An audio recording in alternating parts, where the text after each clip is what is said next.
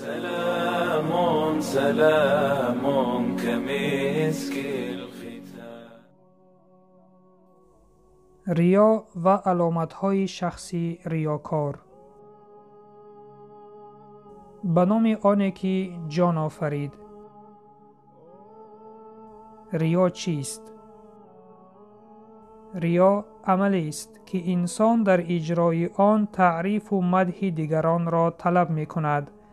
به مثال شخصی که تعلیم می گیرد تا مردم او را عالم گویند، خیرات می کند تا مردم آن را سخاوتمند گویند.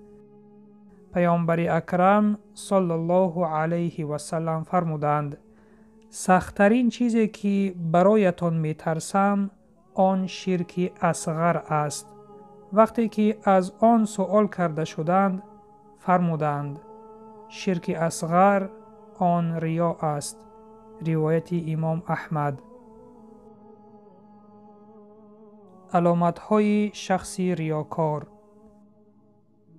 اگرچه ریا حالت قلبی یعنی باطنی است، هیچ کسی از قلب شخص دیگر آگاهی ندارد، ولی هر حالت باطنی در ظاهر انسان علامت‌ها را دارد که بر حالت باطنی گواه است.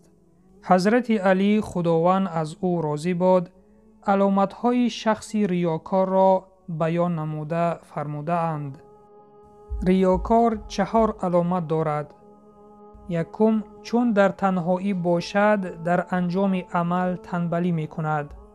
مثال وقتی که در خانه است به عبادتها اهمیت نمی دهد و وقتی بر مسجد رفت چنین نماز می گذارد که گویا اولیا باشد. دوم، وقتا در نزد مردم باشد در انجام عمل با نشاط است، یعنی چالاک است.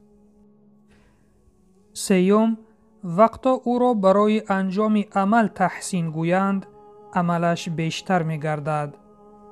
چهارم، چون او را برای انجام عمل مذمت کنند عملش کم می گردد.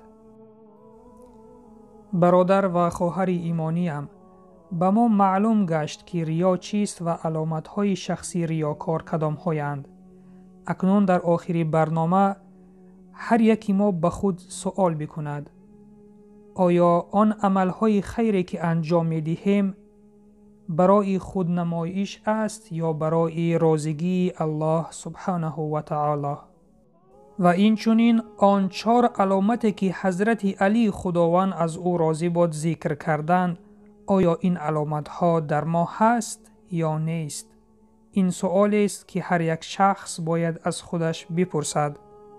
پس اگر این عمل‌های ما خاص برای راضیگی الله سبحانه و تعالی باشند خوش به حالمان، و اگر برای خودنمایش برای ریا کردن باشند پس الان فرصت داریم که در وقت انجام دادن عملی خیر نیت خود را اصلاح بکنیم و با توبه و استغفار به سوی خداوند بازگردیم، به درستی که او بخشنده و مهربان است. و سلام بر آن شخصانی که راه هدایت را پیش گرفتند.